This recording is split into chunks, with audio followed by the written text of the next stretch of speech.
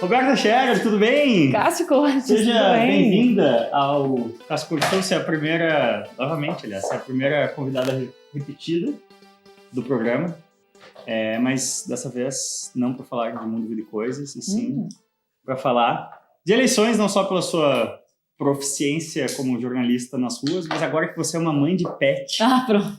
Você está mais preocupada com o futuro do Brasil? Está mais engajada com o processo? Ou não mudou? Então, mudou tudo, assim. Mudou a sua perspectiva. As preocupações, é uma coisa impressionante.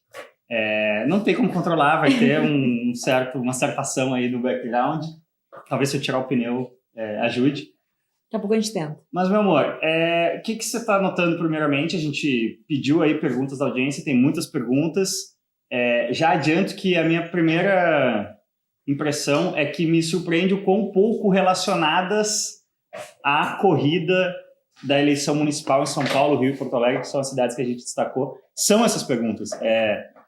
Parece que as pessoas estão, sim, muito ligadas no momento político, no Brasil e nos Estados Unidos também, mas me parece que a eleição municipal continua sendo um patinho feio e não deveria ser.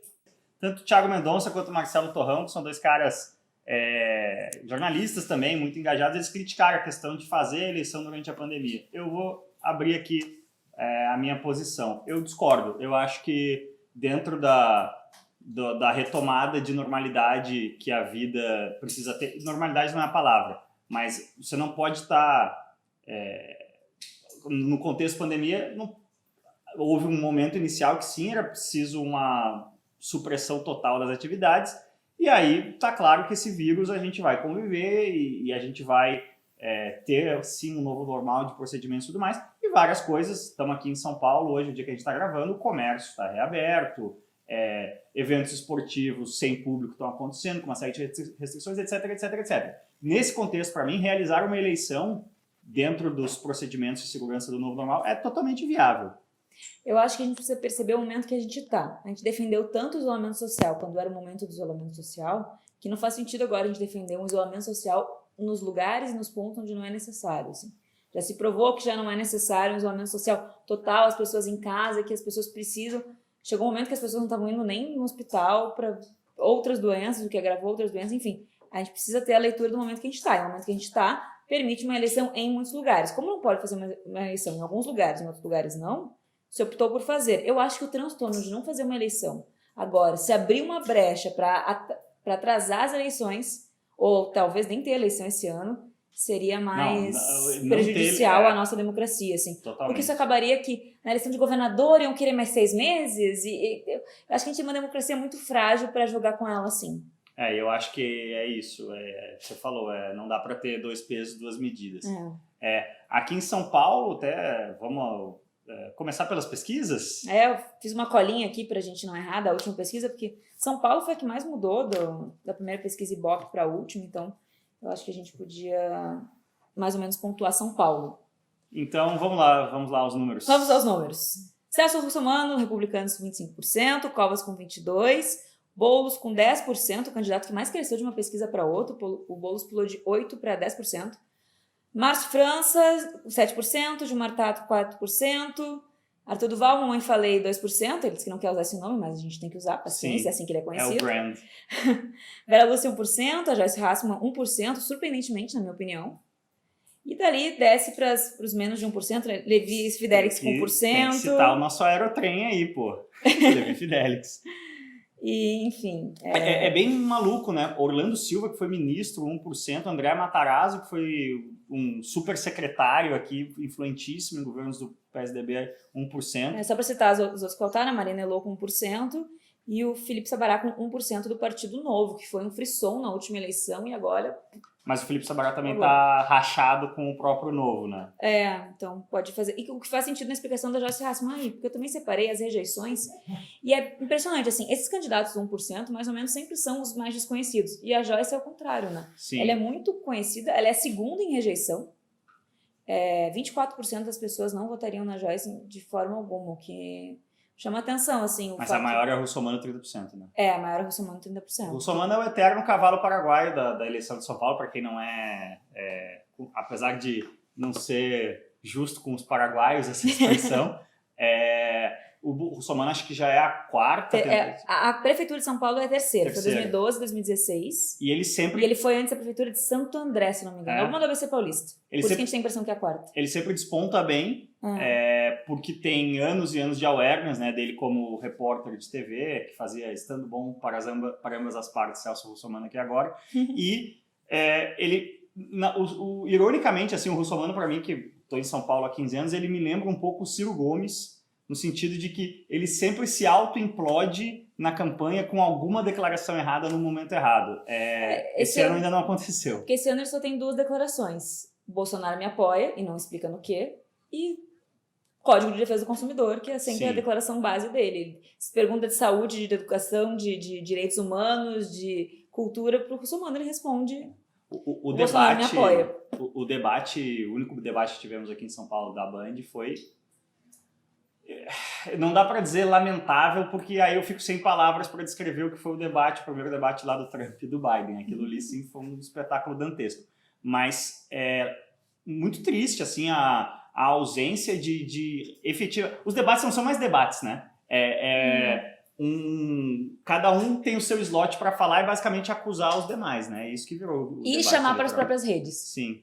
Virou escute o meu discurso, escute a história única e não um debate de fato.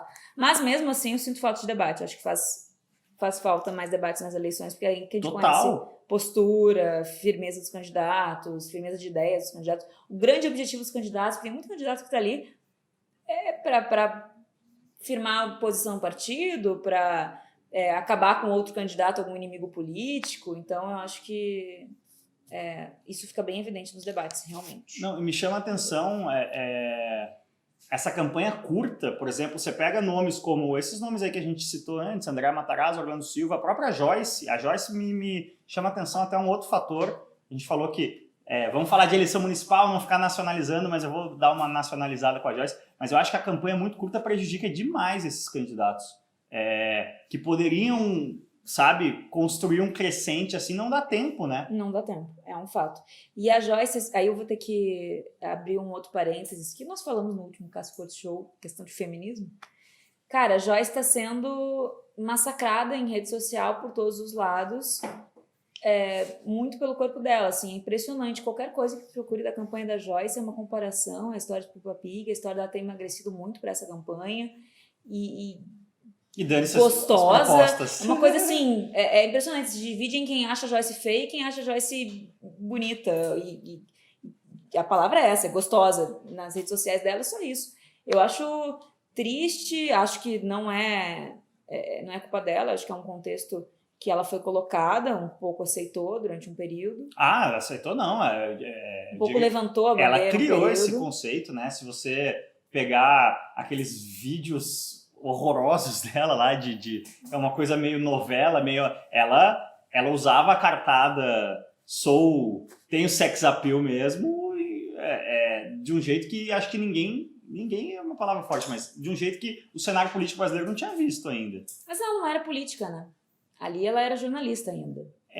Mas ela era uma ativista política, né, eu acho.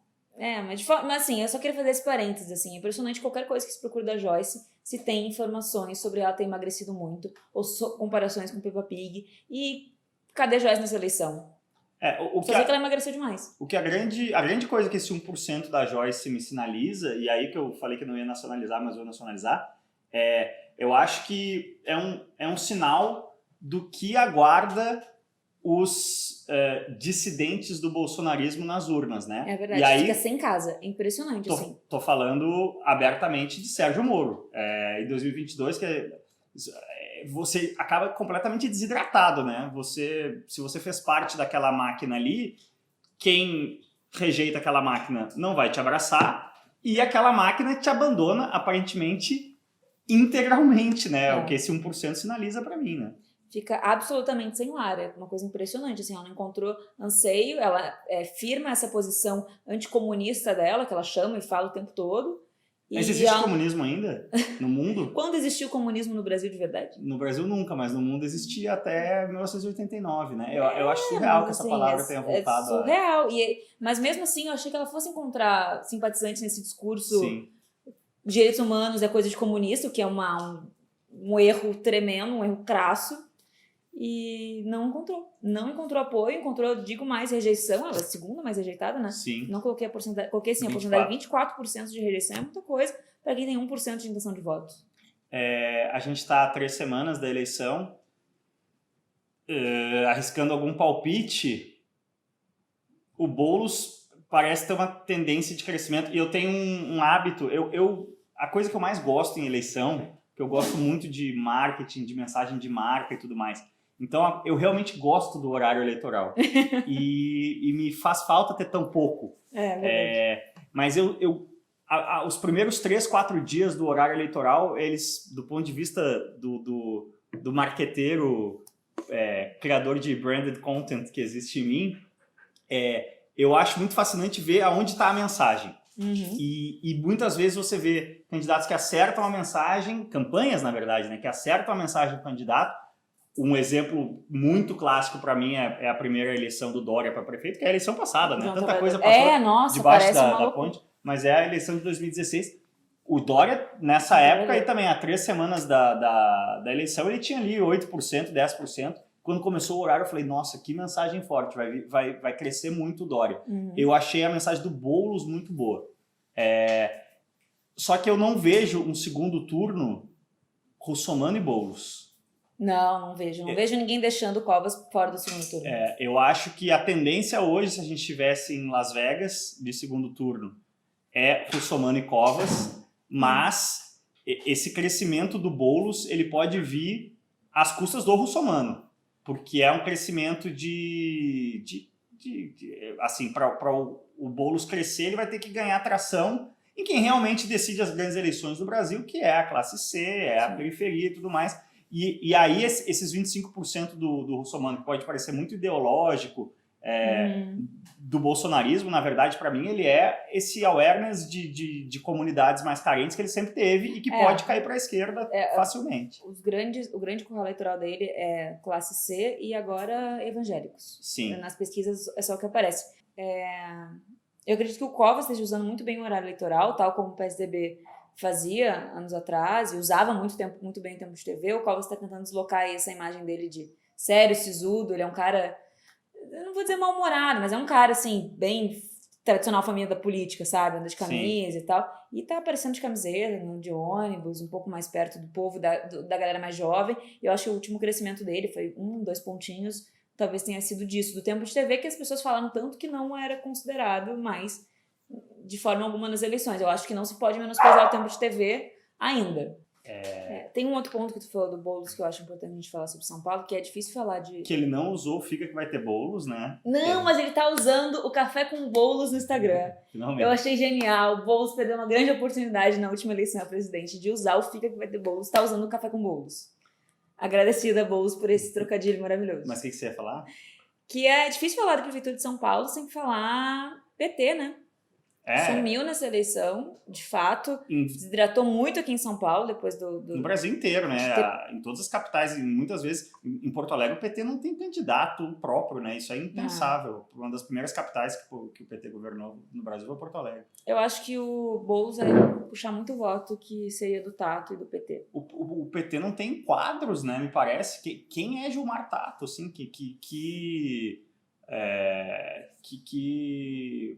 historicamente, né, os nomes que o PT trazia de candidaturas nas grandes cidades, principalmente São Paulo, eram nomes já conhecidos do eleitorado, né?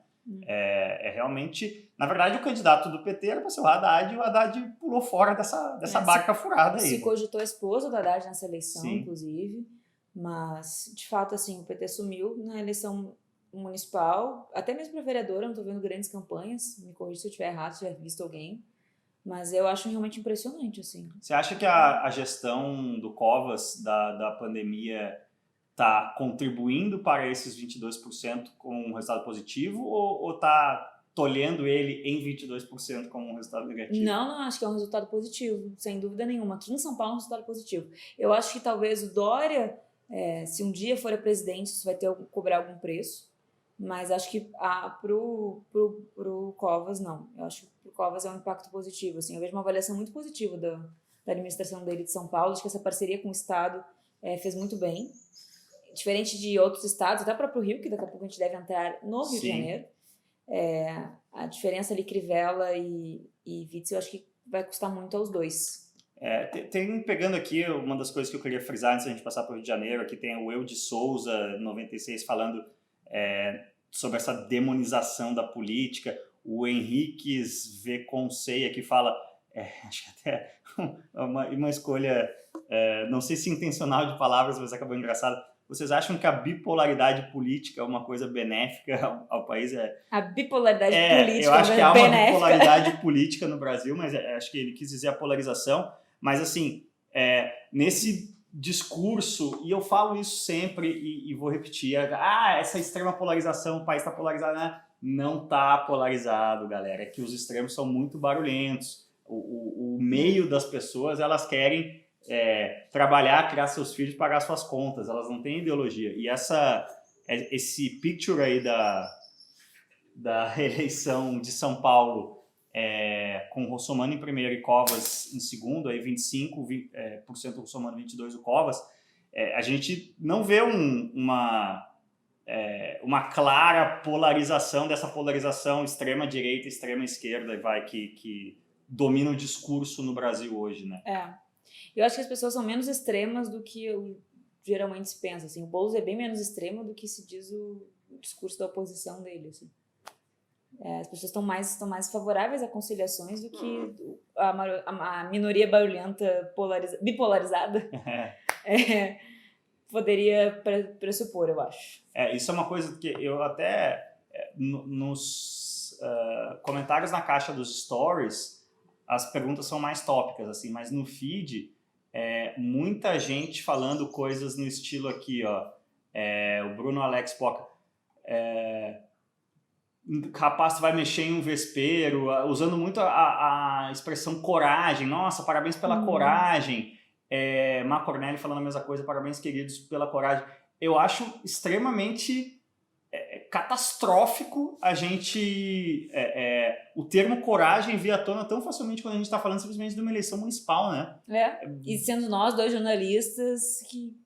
Dá uma amostra do estágio de calamidade, mas aí que tá. Não é uma calamidade que está, eu acho que não é uma calamidade que está na rua. É uma calamidade que está muito na rede social, na perseguição, no bullying online mesmo, virtual. Eu não acho que a intensidade com que isso exista no mundo real corresponde à intensidade com que isso existe no mundo virtual.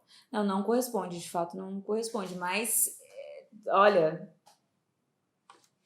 Quem tá por aí na rua sendo acusada de ser jornalista sou eu. E eu posso dizer que há um ódio saindo da rede social pro mundo real. Sem dúvida ele há. Mas quando a gente fala de uma eleição em São Paulo que vai... São Paulo tem o quê? 10 milhões de eleitores?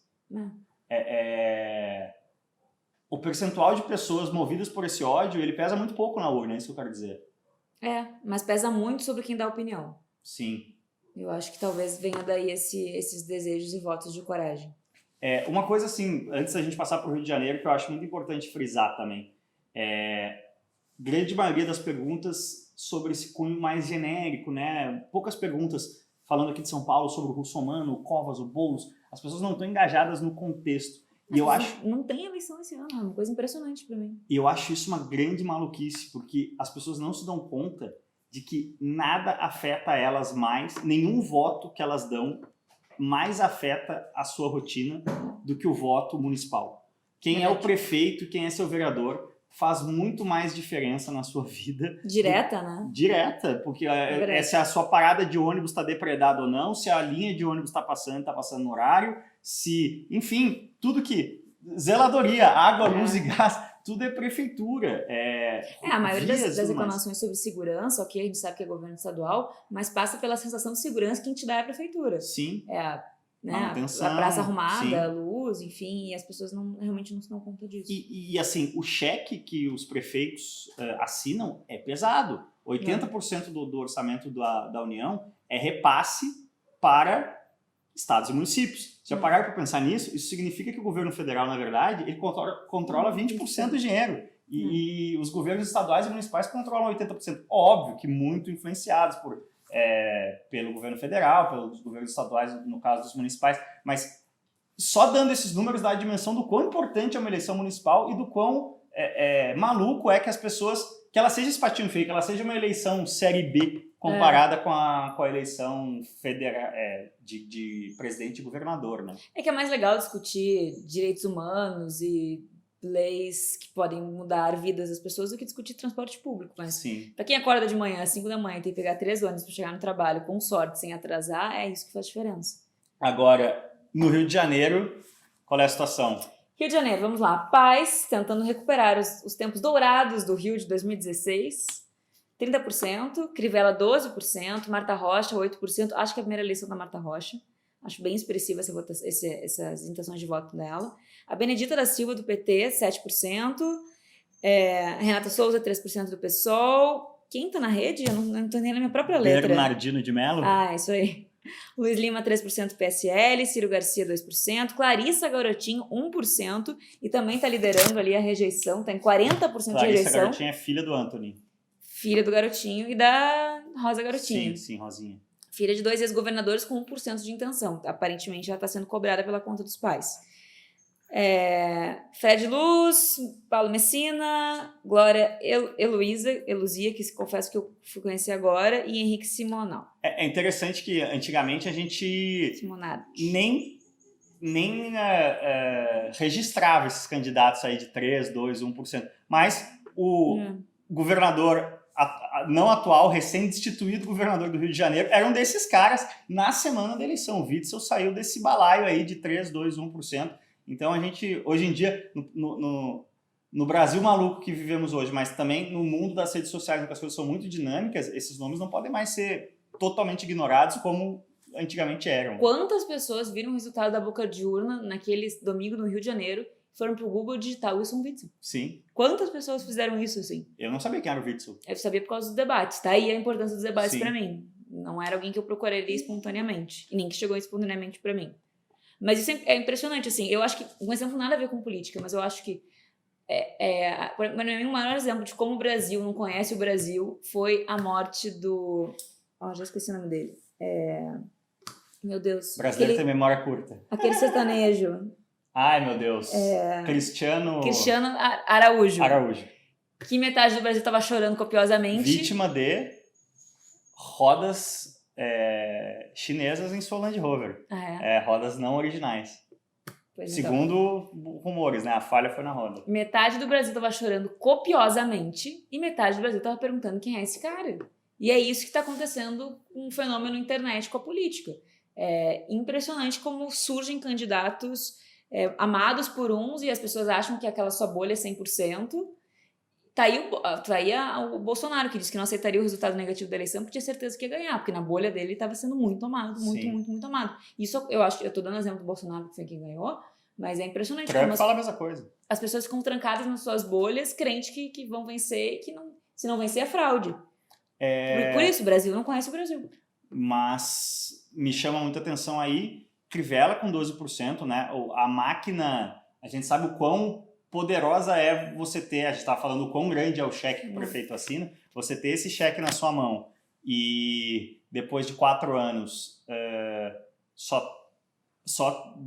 ser interessante para 12% do eleitorado significa que o seu governo foi reprovado. Olha, que você, para usar uma palavra forte, mas você foi muito incompetente, né? O governo do Crivella foi muito criticado, é muito criticado. O combate dele à pandemia foi desastroso em muitos aspectos. Eu acho que as pessoas estão refletindo isso nas urnas, assim. E o Paz traz um sentimento do Rio de Janeiro no auge para muita gente que está votando agora. Olimpíada e tudo mais. Olimpíada, o cara do Rio de Janeiro, o cara que brinca, gosta de carnaval, versus um cara que não gosta de carnaval, que é destruir o carnaval, que não gosta de um voto nostalgia, o Paz. Voto nostalgia, tá aí. Voto nostalgia. Mas é uma loucura, né? Como é que o Rio de Janeiro elegeu um prefeito que não gosta de carnaval?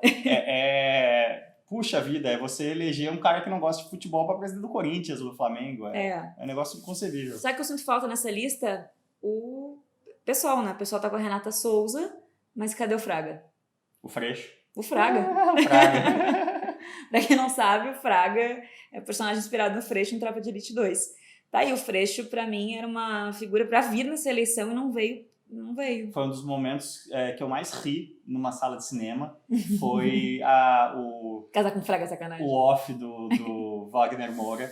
Tudo bem me largar falando da ex-mulher, né? Mas casar com o Fraga foi sacanagem. Tipo, é muito inesperado, né? O plot twist ali. Mas eu acho, não li nada. Aliás, nem tinha pensado nisso antes, mas eu acho que é uma resposta a Marielle, né? Freixo não vir e deixar um espaço para Renata Souza, que é uma grande mulher, crescendo nos últimos tempos. Foi uma das sementes plantadas pela Marielle na última eleição. Eu acho que ela, inclusive, merecia mais que 3%. Eu acho que pode surpreender também passar o quarto, quinto lugar. No Rio de Janeiro, claramente, falando aí de matemática e de números, o Paz está garantido no segundo turno e está muito aberto, né? Crivella 12, Marta Rocha 8, Benedita 7, até essa galera aí dos 3%, vai falando do caso Witzel aí, Bernardino de Mello, Renata Souza, Luiz Lima, até o Ciro Garcia, é engraçado, a esquerda, a velha piada, né? A esquerda só se une na cadeia. Tem um candidato do PSOL, candidato do PSTU, candidato do PT, candidato do PDT e da Rede, né?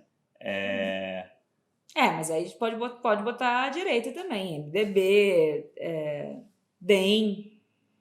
Mas é que é uma outra... Nessa lógica também. Não, assim, mas... O pessoal não é tão afim do PSTU quanto as pessoas pensam. Mas não aí é tão que tá. afim do PDT. Mas você tem uma... Esse é o lance que me incomoda historicamente nas esquerdas no Brasil. Agora a gente vai começar a brigar.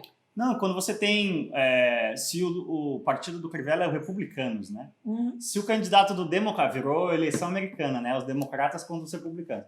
Se o partido dos democratas no Rio de Janeiro tem 30% e o partido dos republicanos tem 12%, você tem massa crítica para ter vertentes diferentes, entendeu? Se a principal candidata da esquerda... Hoje, é maluco a gente falar isso, mas o principal partido de esquerda mesmo, raiz do Brasil, hoje é o PSOL. Mais do que o PT, eu acho. Vai performar mais do que o PT. Se o candidato do PSOL tem 3%, o PSTU não tem que ter candidatura própria, entendeu? Essa é uma visão mais... Não estou falando especificamente da eleição do Rio de Janeiro, mas é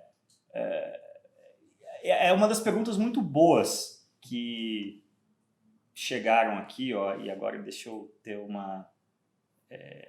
Já que falou em pergunta muito boa, vou prestigiar a Daniela Kaliszewski, que fez uma pergunta. Dani perguntou aqui sobre seguir o coração ou escolher os candidatos que casem. Exatamente isso. Era esse tema que eu ia perguntando buscar. se vai atrás de quem tem mais chance ou se vai atrás de quem ela realmente quer, se ela chega no momento em que a segunda opção... Se a gente chegou no momento em que a segunda opção virou regra. Eu acho que a pergunta da Dani é muito simbólica nesse caso, né? Porque o medo do que é ruim talvez esteja mais importante do que a vontade do que para você é bom, né? Mas eu acho um idealismo profundamente ingênuo. As pessoas... Óbvio que a sua decisão inicial de primeiro turno é o candidato que você mais acredita. Mas é profundamente ingênuo, faltando 2-3 dias para a eleição, você não está minimamente informado para ver se, de repente, o seu voto não precisa ser um voto estratégico. Não sei, acabou de falar do Witzel. Não, sabe? Eu acho que a pesquisa virou tão não sei nesse sentido. Não, é que o Witzel é o 7-1, acontece muito raramente. O Dória, quando ganhou do Haddad, também não se esperava que aquela avalanche de votos. Mas eu quero dizer o seguinte, se você tem... o voto dogmático no primeiro turno é o voto que leva a um segundo turno entre Bolsonaro e Haddad, que eram os dois candidatos com maior índice de rejeição. E a polarização que aconteceu, entendeu? Se no espectro da direita qualquer candidato mais ao centro, ou no espectro da esquerda qualquer candidato mais ao centro tivesse passado para o segundo turno, teria vencido. Mas eu acho que na eleição de 2018. Como população, cobra tanto uma renovação política e acaba muitas vezes votando nos mesmos. A gente não chegou em Porto Alegre ainda, mas Porto Alegre é bizarra a relação dos candidatos. Eu dou uma relação entre todos eles, que foram vices um do outro já em eleições passadas. Vamos chegar lá. São as mesmas figurinhas. Mas eu só queria pontuar... Não, mas eu queria dizer, por que cobrar essa renovação dos quadros e não investir numa renovação dos quadros? Eu acho que o pessoal fez isso com a Renata Souza. Eu acho que tá certo. Não, é certo. Eu tô falando... Daqui a pouco vai virar PT, só tem um nome. Eu tô falando do ponto de vista do eleitor. A questão das pessoas se... se agarrarem de forma muito contundente a um candidato por razões ideológicas no primeiro turno, mesmo que isso signifique a implosão de uma... Se a segunda opção delas é mais viável, elas têm que tentar fazer com que essa opção vá para o segundo turno.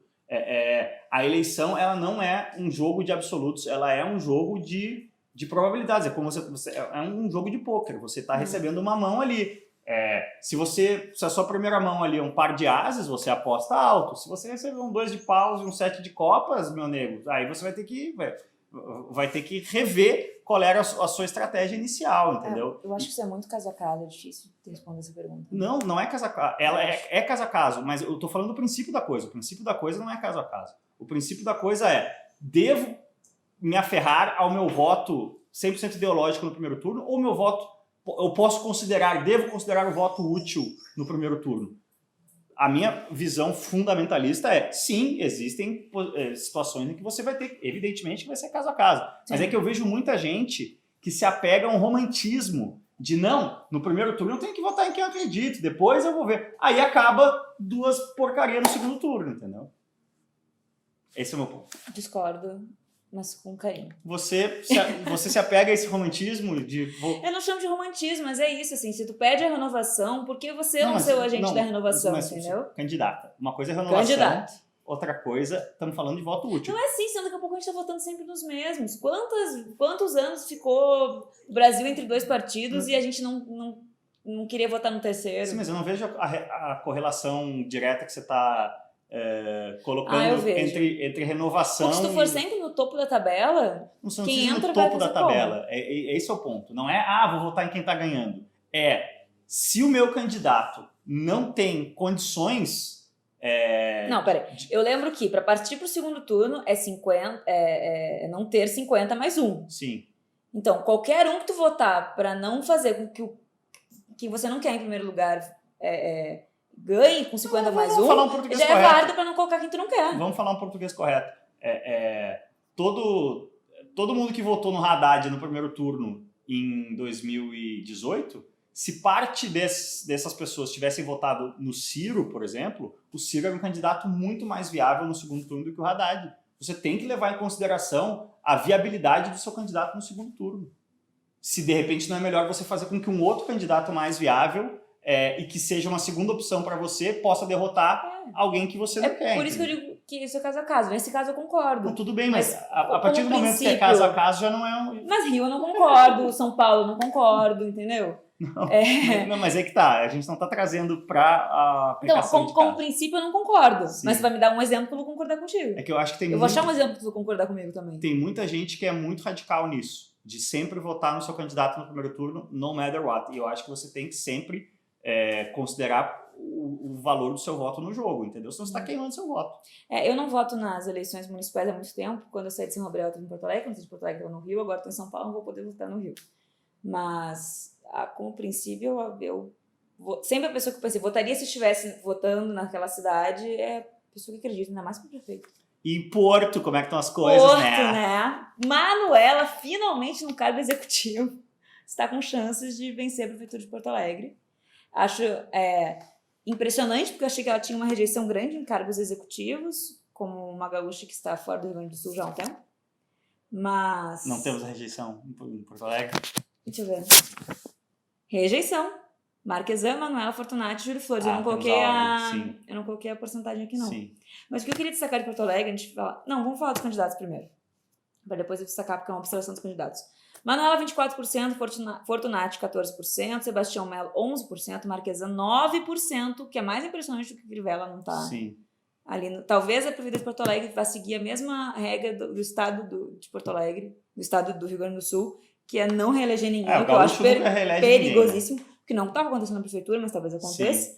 Juliana Brizola, 5%, João Derli, 4%, Fernanda Melchiona, 3%. Walter Nagelstein era candidato no tempo que eu morava em Porto Alegre. Gustavo Júlio Paim, Flores também. Júlio Flores também. Júlio Flores é candidato, desde que eu entendo o que é política na vida. Luiz Delvair, 1% do PCO, Monserrat Martins, 1%, Rodrigo Maroni, menos de 1%, esses 3 últimos que eu falei. E destaquei, uma coisa que eu não destaquei em São Paulo, que me chamou a atenção, Um pequeno adendo para São Paulo, antes de voltar para Porto Alegre, é que está com 17% de votos brancos. O que a princípio eu achei muito, mas fui pesquisar, em 2016 foi 16% de votos brancos. Então essa rejeição toda não está fazendo as pessoas não votarem em ninguém. O voto em branco, para mim, é uma coisa muito incompreensível. É incompreensível para mim a pessoa levantar da cama no domingo para votar em branco. Mas o que eu ia dizer do branco, Porto Alegre 13%, São Paulo 17%, é que eu achei que essa rejeição alta, porque as pessoas estão sempre não, nesses últimos anos, votando para tirar alguém. Fosse fazer alguém, as pessoas começarem a votar no branco, mas não está acontecendo. O branco está estável nessa eleição como estava na última. Sim. Em Porto Alegre, portanto, 13% de brancos. O que eu queria destacar de Porto Alegre, que me chamou a atenção, é que todo mundo já foi vice de todo mundo aqui. São os mesmos nomes de sempre, assim, é uma coisa impressionante para mim. O Fortunati foi prefeito. E o Melo foi vice do Fortunati. Sim. E a Juliana Brizola foi vice do Melo. E a Manuela e o Derli foram colegas de partido, mesma chapa, dobradinha há muito tempo. E Manuela e Maroni, o que a gente vai dizer? Tiveram uma relação pessoal e que se transbordou para o mundo da política e agora são adversários políticos. Então, cenas ótimas no debate. A gente tem aí pelo menos quatro relações políticas desfeitas num páreo. A eleição de Porto Alegre é bem imprevisível. Acho que a Manuela certamente está no segundo turno. Ela está na posição que o pai está no Rio de Janeiro, por exemplo. E aí é bastante aberto o que vem depois. Eu diria Manuela e Marquesan, eu acho. Você acha que Marquesan vai? Acho muito difícil o Marquesan não pular. Eu ouço muito a Rádio Grenal pela internet, então eu estou sendo impactado pelo horário eleitoral de Porto Alegre. E gostei muito da comunicação do Fortunati e do Melo também. O Marquesan tem um discurso forte no sentido de que sou vítima de uma grande perseguição, né? O Marquesan teve um processo de impeachment aberto contra ele, que não foi adiante, mas no meu feeling, já que é Las Vegas, vou apostar, eu acho que vai o Fortunati para o segundo turno. O Fortunati eu acho que a eleição dos Estados Unidos agora, o Biden, tudo indica que vai ganhar. A gente pode até falar um pouco disso também, que faltam 3 semanas lá também. A eleição lá é numa terça-feira, né? Na verdade, falta menos lá, é no 5 de novembro, né? Então tá faltando 2 semanas. Mas o que o Biden simboliza nos Estados Unidos é o que o Fortunati simboliza para mim, que é aquela coisa assim, cansei, bota um adulto lá, que não fede nem cheira. O Fortunati foi meu vizinho em Tramandaí muitos anos. Vou fazer full disclosure, né, que mostra como Porto Alegre é uma aldeia. Olha o quão aldeia é Porto Alegre. Manuela Dávila foi minha contemporânea de faculdade. Manuela Dávila na PUC não no mesmo história ano. de todo mundo. Todo mundo foi alguma coisa da Manuela na PUC, impressionante. Fortunati foi meu vizinho em Tramandaí. Marquesan é primo irmão do meu melhor amigo de colégio. João Derli, entrevistei várias vezes como atleta da Sojipa e tudo mais. Então, eu tenho... Era vereador quando eu trabalhava na Câmara. Relações pessoais, bem... ênfase nessas aspas aí, com 4 dos candidatos. Sabe a primeira vez que eu vi a Manuela na vida? Na época que ela fazia o Tudo Belezinha da Manu? Naquele terminal de ônibus que fica próximo ao mercado público, me convidou para um salchipão. Era candidata a vereadora e me convidou para um salchipão. Saudades do salchipão. Para conhecer. Na verdade, era um salchipão de galera e tal, para conhecer as propostas dela e tal. Estava próximo dos jovens daquela época, Manuela, na época do Tudo Belezinha. E o Fortunati, eu fui numa palestra do Fortunati, acho que já prefeito. E o Fortunati estudou no Santa Inês, né? E acho que no Rosário ou no Anchieta também. E aí perguntaram na palestra onde ele tinha estudado, eu e todos os meus coleguinhas inesianos ficamos emocionados. Agora ele vai falar Santa Inês e ele respondeu Rosário. E tipo, a gente ficou muito triste que ele renegou o nosso colégio. Fica aí meu protesto, Fortunati. Sobre a eleição de Porto Alegre, eu acho que quem for pro segundo turno com a Manuela tem muita força para vencer. Mas eu tenho que deferir ao cientista político Ciro Cortes, que narrou a seguinte história, e aí, se é verdade ou lenda, imprima-se a lenda, mas o Pedro Simon, né, foi governador do Rio Grande do Sul, e o apelido dele era o Turco, e ele perdeu a eleição para o Alceu Colares. Foi o primeiro governador negro do Rio Grande do Sul, não sei se o primeiro governador negro de um estado, enfim, economicamente importante no Brasil. Mas, enfim, e aí a declaração dele não a declaração oficial, evidentemente, né? Uma declaração da história. Saindo, ele fala, a política é assim. 4 anos atrás era a vez do Turco, agora foi a vez do Negrão. E meu pai diz, agora é a vez da Manuela. Tá aí, eu acho no Rio Grande do Sul tem um pouco disso que, até como você falou, essa falta de renovação, os candidatos, eles se repetem em muitas eleições, né? Eu comecei falando, finalmente a Manuela para um cargo executivo, porque a Manuela era alguém que estava sempre ali em cargos legislativos e o executivo não era na minha visão, uma chance muito grande, porque ela amadureceu muito, não que eu achasse ela imatura, mas ela amadureceu muito aos olhos do eleitor de Porto Alegre, eu acho. E o próprio awareness, né, ela isso. Foi candidata a vice-presidente. A marca vai ganhando uma massa crítica que chega a um ponto. Agora, a gente estava brincando no começo que não existe, que o comunismo acabou no mundo em 89. Eu estava falando quanto eu sou apaixonado por marca, por posicionamento de marca, e como isso faz parte da política. E aí a gente pode falar, por exemplo, Duda Mendonça, que depois teve seus problemas, mas o livro dele, por exemplo, é genial. O Boni, que tem o livro do Boni, que trabalhou com isso também. Eu sou fascinado pelo marketing político. E eu digo, eu não entendo como você quer sustentar um partido chamado PCdoB em 2020, com um símbolo da foice e do martelo. É uma marca que não dá, mano. Você precisa de um rebranding aí que não dá mais. Eu te desafio a procurar na campanha de toda essa galera aqui onde está o partido na campanha política deles, onde está a foto. Isso é O verdade. partido é uma coisa que foi sumindo na campanha eleitoral nas últimas eleições e agora... O presidente do Brasil tem partido. Exatamente. Tá aí, o partido foi ficando em segundo plano para o eleitor médio de uma forma que eu acho que isso que tu disse se torna quase irrelevante nessa eleição. Sim. E a Manuela é o maior nome do PCdoB, né? Não tem... Acho que é o maior nome do PCdoB nacional, me arriscaria a dizer. Então, não tem por que ela sair do partido ou o partido mudar nesse sentido. Porque o partido, para mim, vive em volta dela na questão dela ser o nome mais forte desse partido, sem dúvida. Sim. Só para pontuar a rejeição de Porto Alegre, Marquesan é o mais rejeitado, tá aí o resultado da pandemia em Porto Alegre. Marquesan é um cara muito contundente também, né? Um cara que não faz questão de ser carismático, digamos assim, né? Manuel, acho que eu vou discordar de ti nesse sentido. Eu achei que o Marquesan fosse um cara, não carismático para as massas, mas um cara, um candidato, um cara bonito, um cara, sabe, jovem, uma coisa nova política. Achei que a direita ia abraçar ele como uma nova política de direita, assim. O salvador da direita até nacional, eu achei que ele tivesse chance. Eu achei ele surgiu muito forte ali em 2016, mas ele também sofre do complexo de Ciro Gomes, de morrer pela boca, de se indisponibilizar. Política, como define o nome, é a arte de fazer política, né? E a longo prazo.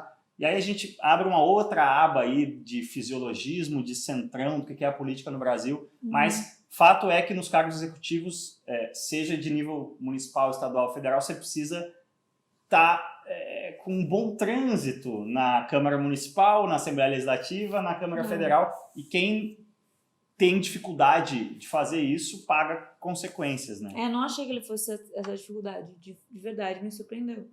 Mas vamos lá, Marquesan, Manuela, Fortunati e Júlio Flores com rejeição. Acho que essa rejeição alta da Manuela, não botei a porcentagem aqui, depois dá para consultar, mas acho que essa rejeição alta da Manuela é um reiterismo de raiz ali, do povo de Porto Alegre, achando ela uma... Fazendo uma bateria de perguntas aqui bastante interessantes. Como falei, as perguntas foram... Tem uma pergunta aqui do Marcelo Bernal, que contraria o que eu ia dizer, então vou começar por ela. Acha que mexer no plano diretor de São Paulo irá ajudar no desenvolvimento da cidade? Esse é o ponto, Marcelo Bernal, você está absolutamente certo. Isso que deveria ser pauta. Em que momento do debate da eleição aqui em São Paulo se falou em plano diretor? Em que momento se falou de despoluição do Rio Pinheiros, do Rio Tietê? A gente sabe que é uma atribuição estadual também, mas se fala muito pouco. E se mudar o plano diretor... cara, muda o seu IPTU, muda o que você vai poder construir, o puxadinho da sua casa ou não. São Paulo, inclusive, é uma cidade que a maior característica dela para mim é que ela é a ausência de plano diretor, é um caos urbano total, um plano diretor que chegou tarde e é desrespeitado muito. Isso cara, toda vez que eu desço aqui na nossa rua e vejo a fiação toda acima da fiação aérea horrorosa. Isso é trabalho da prefeitura, isso é plano diretor, é isso que se deveria priorizar em eleição municipal e não se fala nisso. Deve responder a pergunta dele?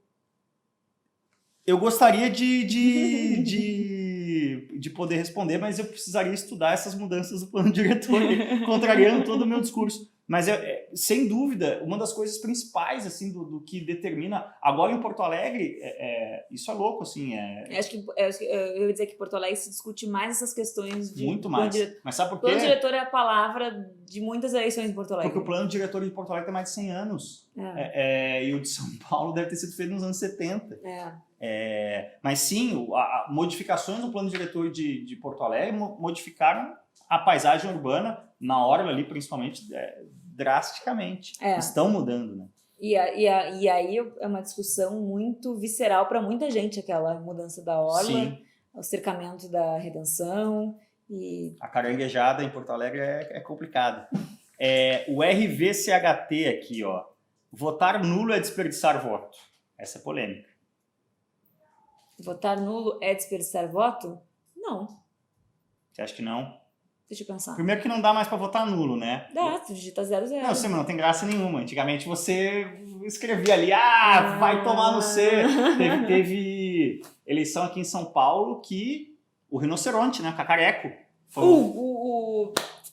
Meu Deus, me fugiu o nome. Em Porto Alegre. Porque aí você podia escrever o nome de um candidato fictício. Não, teve o cara que faz pichação em Porto Alegre. Toniolo, grande candidato em Porto Alegre. Eu acho assim, votar nulo... Acho que se tu tá nesse princípio de não quero que vá pro segundo turno, eu acho que é um voto de menos peso, tu dá menos peso pro voto. Não é... Eu acho que... Não é peso zero, mas é meio peso, vai. Eu vou fazer uma analogia aqui com o automobilismo. Eu sempre falo que eu não vejo valor. Agora, essa semana, notícia forte lá, o Tuatara, esse é o nome do carro mesmo, Tuatara, bateu recorde de velocidade, passou de 500 por hora, os recordes de Nürburgring. Isso agita muito a internet automotiva. Eu falo, cara, esses recordes para mim não têm valor nenhum, porque eles não têm regulamento técnico, eles não têm vistoria, não tem regra. Ganhar o jogo ganha o jogo quem executa o melhor jogo dentro das regras. Senão a regra não tem jogo. Ou eu não me interesso por esse jogo. A democracia é um jogo que tem regras. Nas suas convicções de mundo, dentro aqui, Porto Alegre tem aqui 12 candidatos. No Rio de Janeiro, 15. São Paulo também 15, 16. Cara, não é possível que desses 16 não tenha um que, no seu espectro de ideologia, de visão de mundo, você pode estar aqui. Os outros 16 podem estar aqui, ó. Mas vai ter um que está mais para cá. E se você não está enxergando esse cara, você não está se informando sobre esses 16 aqui. Então, eu sou um cara radicalmente contra o voto nulo e o voto em branco em qualquer circunstância. Eu acho que votar branco, votar nulo não quero mais jogar, pegar a minha bola e vou embora do campinho. Não, mas não. Vou mudar meu voto, vou votar com o relator. Me convenceu. Olha que persuasivo. Me convenceu. Quer dizer que eu sou flexível. É importante. Eu não sou, né? Eu acho que sim. E se vende muito a ideia de eleição em eleição, a ideia do voto branco como um voto de protesto, que eu acho... Gente, o voto de protesto eu acho a coisa mais ignorante que alguém pode fazer e achar que está abalando e está sendo muito politizado. E é assim que a gente elege o Tiririca. E passa essa vergonha. A eleição... E pior, não assim que a gente elege o Tiririca, assim que a gente elege o Tiririca e puxa 5, 10 caras que deviam estar na cadeia junto com ele. Esse é o grande drama.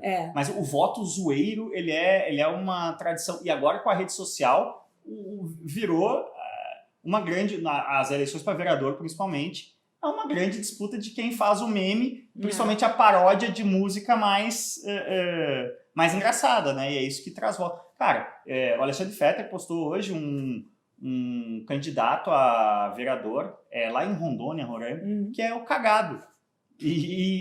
É um deputado federal fazendo campanha para o cara e faz um vídeo de 2 minutos sério. Por isso, no dia 15, vote Cagado. E o Cagado tá do lado dele, sem falar nada. É um grande xiste, é um esquete do Marcelo Adnet, entendeu? Sim. E é um deputado federal fazendo, cara. Pobre do Adnet que não tem nem paródia pra fazer disso.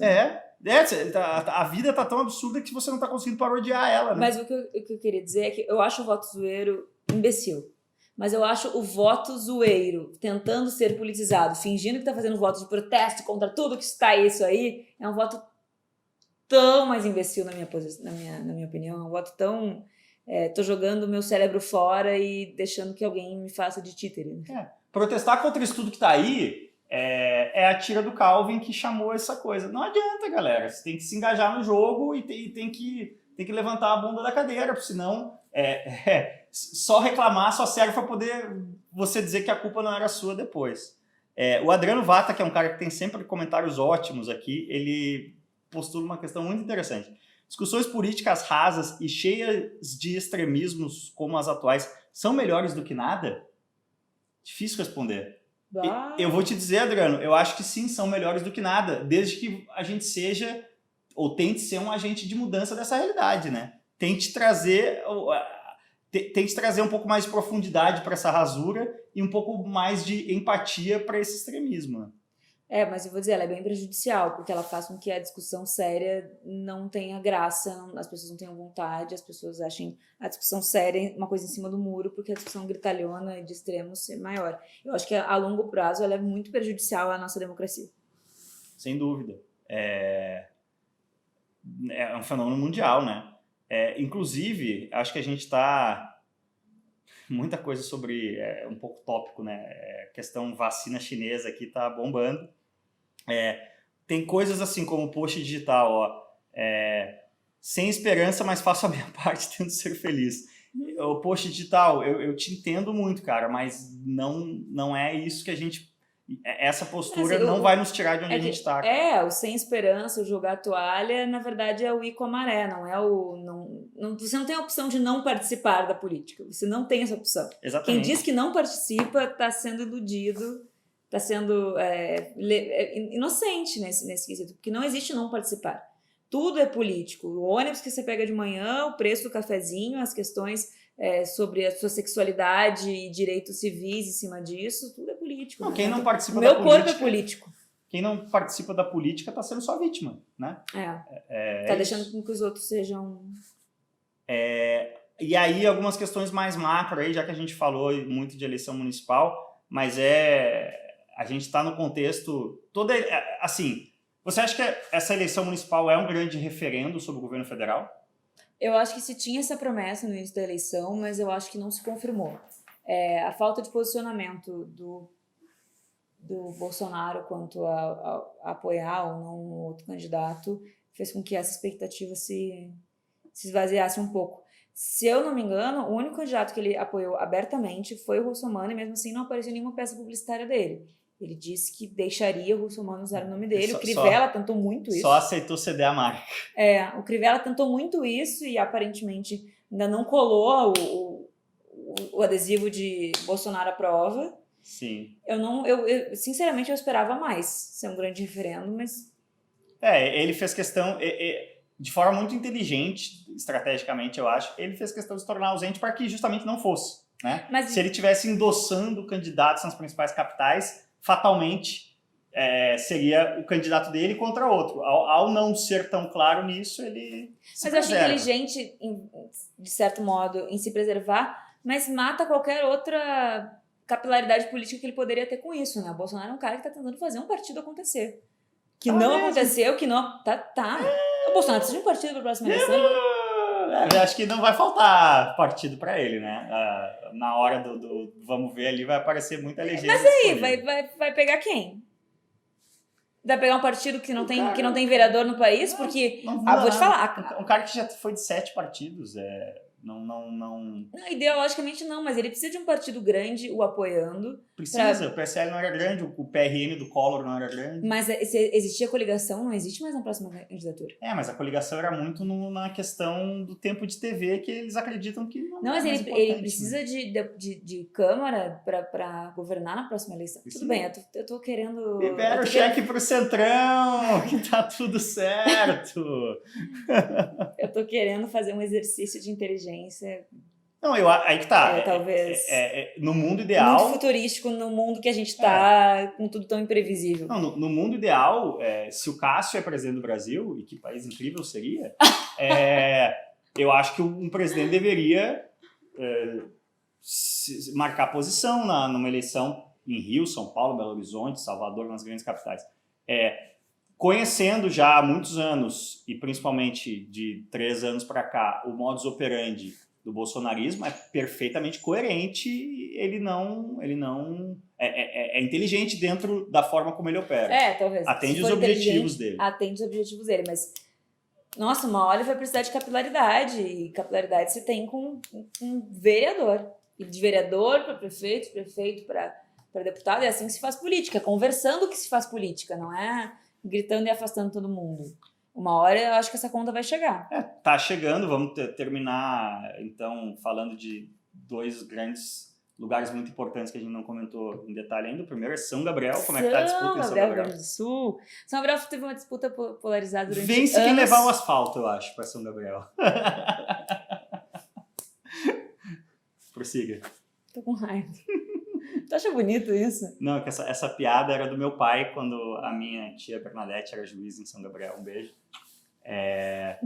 Dizia, mas quando é que vocês vêm me visitar? E meu pai dizia, eu vou quando o asfalto chegar em São Gabriel. Tá, mas o asfalto já chegou em São Gabriel, tu já casou com uma gabrielense, faz favor de mudar essa visão. Já fui a São Gabriel de novo. Já foi a São Gabriel de novo. 2 vezes sem asfalto, agora já tem asfalto. Assistiu o show de quem? Pô, show do Teddy Corrêa, isso foi sorte. Um abraço pro Teddy Corrêa, que eu sou grande. Com certeza estamos ouvindo o Teddy Corrêa. Eu espero que sim. Mas a eleição de São Gabriel está entre Guilherme Habib, do PT, Rossano, atual prefeito. E ele chegou a ser deputado. A música do Tchan, não. Como Habib! Para ser o slogan de campanha dele. Pronto, parei de zoar São Gabriel. Vamos lá, Guilherme Habib e quem mais? Passou. E Sandra Weber, que já foi vice-prefeita de São Gabriel, uma disputa interessante. Vou te falar, faz muitos anos que São Gabriel não tem 3 candidatos disputando e não 2 brigando, como sempre foi. Sim. São Gabriel, durante muitos anos, desde que eu era criança, desde que meu pai era vivo, era sempre os mesmos 2 candidatos que se alternavam. Sempre. Rossano de um lado e Balbo do outro. Esse é folclórico em São Gabriel. E aparentemente São Gabriel saiu dessa dualidade. Na última eleição já não teve essa concorrência, mas eram 2. Agora são 3. Acho que promete as eleições gabrielenses pegar fogo. Não tem segundo turno, né? Não. 200 mil eleitores para ter segundo turno. Acho que 200 mil habitantes, não sei se eleitores. E essa questão de ser um referendo ou não sobre o governo Bolsonaro, essa eleição municipal, eu acho que mais do que a eleição municipal, acho que a eleição americana é que serve mais, não como um referendo, evidentemente, porque quem está votando são americanos, mas como um termômetro, digamos assim, né, para 2022. E o Bruno Lobo pergunta isso, qual seria o impacto, né, da provável derrota do Trump. Eu acho que essa questão do Trump é um pouco o que a gente estava falando ali, de esse estilo de política. Se a gente partir do princípio, e eu parto desse princípio observando tudo que a gente viu aí nos últimos anos, eu acredito que quando se fala, o país está mega polarizado, olha lá, a pesquisa é 51-49, não são 51% de correligionários dos democratas e 49% dos republicanos, assim como não são 50%, no segundo turno aqui foi 54-46, eu acho, né, Bolsonaro e Haddad, não são 54% de correligionários do bolsonarismo e 46% de correligionários do petismo. As extremas são muito barulhentas, mas as pessoas do meio, elas estão sempre pendendo para um lado ou para o outro, conforme tudo que está acontecendo, economia, etc. e tal. E eu acho que boa parte dessas pessoas do meio, esse estilo Trump, do conflito eterno, do factoide eterno, cansou as pessoas, os americanos estão cansados. Eu acho que eu vou arriscar aqui, mas acho que o Trump vai ter uma derrota, como há muito tempo nos Estados Unidos a questão da máquina é muito grande também, né? Sim. Primeiro que se você, para você ser candidato, como só tem 2 partidos lá, para você ser candidato é muito difícil, o processo seletivo é muito duro, sendo que quando você está tentando a reeleição, você não passa por esse processo. Enquanto lá estava o Biden trocando acusações com a Kamala Harris, com o Bernie Sanders, o Trump estava só assistindo tudo isso de camarote. Então já é uma vantagem grande. Perdi o fio da meada. Tá querendo dizer que não vai ser um exemplo do Brasil. É isso, né? Tá, mas corta isso, Durante. Eu não quero deixar o raciocínio pela metade. Quer ver? Tá, não, lembrei o que eu ia falar. Então, eu acho que o Trump vai ter uma tá se desenhando uma derrota como um presidente, talvez sem precedentes em termos de um presidente incumbente, como chama lá, né? Alguém tentando a reeleição. Quando perde, perde por pouco. O Bush pai foi um que perdeu, né? Nossa, mas tu acha que ele vai perder por muito? Vai perder por muito. Acho que vai perder por muito. Vai perder por muito dentro do contexto da expectativa para um presidente estar buscando a reeleição. Né? Óbvio. Mas, olha, acho ousado. Eu tô aqui com medo. Você acha que a coisa... É que o trauma... O trauma Hillary foi... Dormir com a Hillary eleita naquele dia, acordar com o Trump, vai me marcar muito. Não, a questão... Toda a vida. Quando eu digo trauma, é um trauma do ponto de vista de ciência política, jornalismo e tal. Eu vou te dizer, só tem um comparativo à vitória do Trump em 2016, que é o Witzel em 2018. O quão... chocante em relação a tudo que havia sido previsto. Não, vou te falar, o próprio Bolsonaro, até metade da eleição, as pessoas diziam, calma, ainda tem o Alckmin para vir. Não, o Alckmin vai subir. Sim, mas você estava apostando na mudança... mudança... Ele tem um teto. Sim, mas você falou muito mas nisso. Você estava apostando na mudança de um cenário. O cara que estava liderando ia mudar. O Trump, em 2016, ele nunca esteve à frente em nenhum momento, em nenhuma projeção. Talvez o Witzel seja equivalente mesmo, nesse sentido. Só que, óbvio, lá, por serem só 2, você estar atrás o tempo inteiro significa que você está perdendo de 54 a 46 nas pesquisas. Não é como o Witzel que veio de 3 para 50. Mas, enfim, posso estar redondamente enganado. Mas, por outro lado, eu tenho muitas dúvidas em relação ao quão realmente isso impacta no Brasil. Eu acho que impacta não no alguém achar que vai votar no Bolsonaro porque o Bolsonaro tem uma relação pessoal, entre muitas aspas, com o Trump. Mas acho que tira um pouco do medo que as pessoas têm, e aí esse voto, para ser um voto contra... Não, assim, o medo de... O Trump ganhar lá deixa as pessoas mais apreensivas na próxima eleição, quem é contra o Bolsonaro ganhar aqui, faz com que as pessoas tenham o voto do medo entre um candidato que não acreditam de verdade só para tirar o Bolsonaro a qualquer custo, e de repente vira uma coisa pior depois, na opinião dessas pessoas que são contra o Bolsonaro. Então, eu acho que o mood muda muito, e votar com medo é votar muito errado, talvez. Eu acho que Bolsonaro foi eleito muito no medo do PT, e aí por isso que a gente vê tanto eleitores de Bolsonaro arrependidos por aí. Fazer qualquer coisa com medo na vida não leva a nada. Eu acho que o Trump não se eleger na visão de quem é antitrumpista faz perder esse medo, e também para quem acredita muito no Bolsonaro, muito no Trump, muito nessa relação, faz ter medo do que pode tirar o Bolsonaro e faz espalhar fake news e começar a lutar a qualquer custo para que o Bolsonaro ganhe a próxima eleição. Eu vou encaminhar a conclusão desse... Eu quero fazer as últimas a aposta oficial aqui no final, porque a gente falou muita coisa. Quer fazer bolão? Quero fazer bolão, e já vou fazer bolão no primeiro turno. Vamos fazer um bolão, mas deixa eu só... Já me convidar para um segundo turno, se a galera quiser. Tá, deixa eu só não perder o gancho, que a gente estava falando de medo. Tá com medo, Turbinho? Mudei recentemente o About Me do meu Instagram, que eu vi um documentário em que um músico irlandês falou isso pro Bob Dylan. Ele fala que foi a maior lição sobre como ser um artista, né? Como enfrentar a vida como artista. E o cara falou, o Bob Dylan disse que o cara falou para ele depois da 15ª Guinness no pub. Ele falou, é muito simples, Bob. No fear, no envy, no meanness.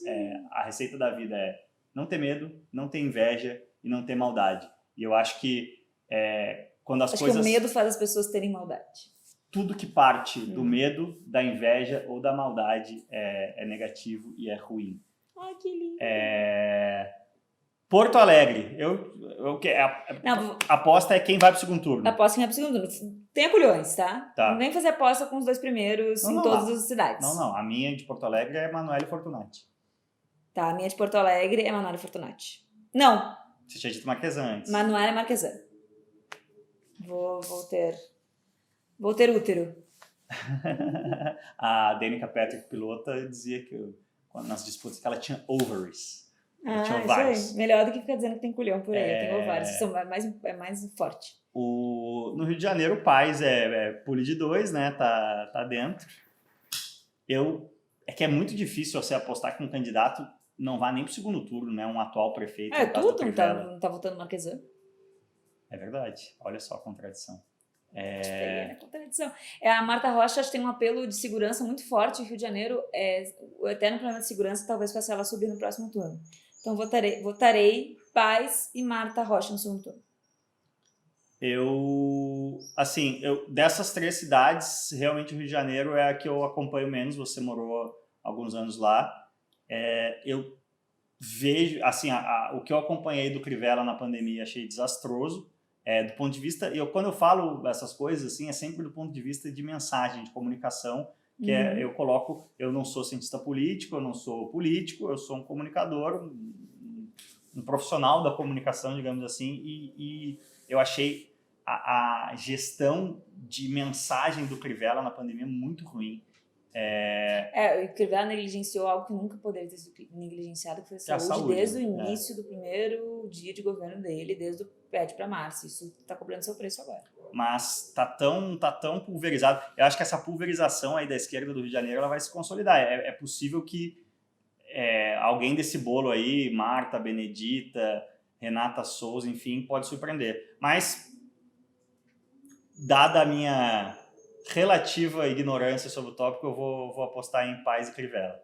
Tá. São Paulo, eu ouso ser mais ousado, com perdão da redundância. Eu acho que o Covas vai. Acho que o Covas vai em primeiro. E eu vou apostar no Boulos no segundo turno. Nossa! Covas e Boulos. Eu acho que o Russomano não vai pro segundo turno. Tu acha que ele vai cavalo paraguaio? O problema do Russomano, na verdade, eu tô revendo aqui meu voto já. O fato dele ter esse apoio relutante do Bolsonaro dá uma massa crítica suficiente para ele ir pro segundo turno. Mas para mim é difícil escolher entre Covas e Boulos. Eu acho que o Covas é given que tá no segundo turno. Vai ser Russomano e Covas. Então, se for Russomano e Covas, eu vou Russomano e Boulos só para ser do contra. Eu acho que vale a gente se dividir. Eu acho que as duas apostas são factíveis. Então tá bom. Cascor, seu voto final. Você não decidiu o seu? Não quer decidir antes? Eu vou Boulos e Russomano. Pra mostrar quem é do contra nesta relação, é você. Você vai Boulos e Russomano? Boulos e Russomano. Não, mas aí errou! O Covas tá dentro. É Covas e Boulos ou Covas e Russomano. E eu acho que o Covas vence os dois no segundo turno. Eu acho que o Covas vence os dois no segundo turno. Que é já next level, então acho que o Paz vence no Rio de Janeiro. Não! Fica o segundo turno. Não, a gente pode fazer. fazer. Convite. Não, vai rolar, mas. No caso, o programa é teu. Mas a casa é sua. A gente pode fazer agora e rever no segundo turno. Eu acho pode que ser. O Paz leva no Rio de Janeiro e eu acho que o Fortunati leva em Porto Alegre. Paz leva no Rio de Janeiro, Manuela leva em Porto Alegre, Covas leva em São Paulo. Covas leva em São Paulo, é isso aí. Discordamos em Porto Alegre só. Mensagens finais, Roberto Scherer? Foi um prazer, inenarrável, como sempre. Acho que as nossas discussões políticas nessa casa acontecem no café da manhã, no almoço, no jantar. E eu acho isso bom, é uma conversa boa. Talvez com um pouco mais de calma agora que estamos ao vivo. Ao vivo não, que estamos com pessoas nos escutando. Mas que eu gosto disso, eu acho que as pessoas têm que gostar disso, assim, têm que gostar de conversar sobre política, não precisa ter isso como um assunto único, como a gente tem muito nessa casa, mas se interessar por política é se interessar pela sua própria vida, assim, se informar é muito importante. Na última eleição eu ouvi de uma pessoa muito próxima de mim que votaria no candidato que não conhece, porque os outros ele já conhece, sabe que é ruim. Eu acho que essa é a pior decisão que alguém pode tomar, é a decisão de não conhecer. Então, eu vou deixar uma campanha aí para conheçam, né? Não precisa conhecer através de mim, da minha emissora, do programa que eu faço, mas conheça através de boas fontes, que eu acho que é isso que vai tirar a gente dessa situação que a gente está. Eu vejo muitas perguntas aqui da galera falando, mas vocês vocês são politizados, vocês se envolvem com política, vai abrir o voto. Não, acho que uma coisa é você ter uma voz política e se interessar e ter interesse em que esse processo gere resultados positivos. Outra coisa é você abrir o voto, aí pessoal de cada um. Eu acho que as pessoas têm que respeitar a nossa posição de jornalista, de comunicadora. A análise que eu faço é de cenário, não é uma análise de gostos. Quando eu digo que eu acho que a Manuela vai ser eleita, não é a minha vontade, não é nem deixa de ser a minha vontade, porque eu não estou falando isso aqui. Eu estou fazendo uma análise de contexto, porque eu tenho conhecimento de comunicação para isso, né? Não, e é uma análise se acerta e se erra, né? Mas o papel do jornalista é apurar e informar ou emitir opinião. E a minha vontade pouco importa para quem está ouvindo isso aqui, né? Sim. Importa muito pouca gente. Acho que mais importa a minha avaliação do que a minha vontade. Então, minha avaliação vai em primeiro lugar. Então, muito obrigado, portas sempre abertas. Obrigado ao Renato Durães, que filmou de forma profissional esse episódio do Caso Corto Show. E eu peço que vocês sigam o show em português, CHU, na Aurelo Áudio. Baixa o aplicativo do Aurelo Áudio, é muito legal. Plataforma que remunera os criadores de podcast. Procure a gente também lá no Spotify, siga a gente no seu tocador de podcast favorito. E para encerrar aqui, eu vou com o comentário do Theo Corrêa, que pergunta: há oftalmo que cure a cegueira dos extremos? E eu respondo para você, Theo Corrêa: tomara. Valeu demais. Tomara Tomara que haja. Tomara. Não ouvi, tomar. Não, tomara.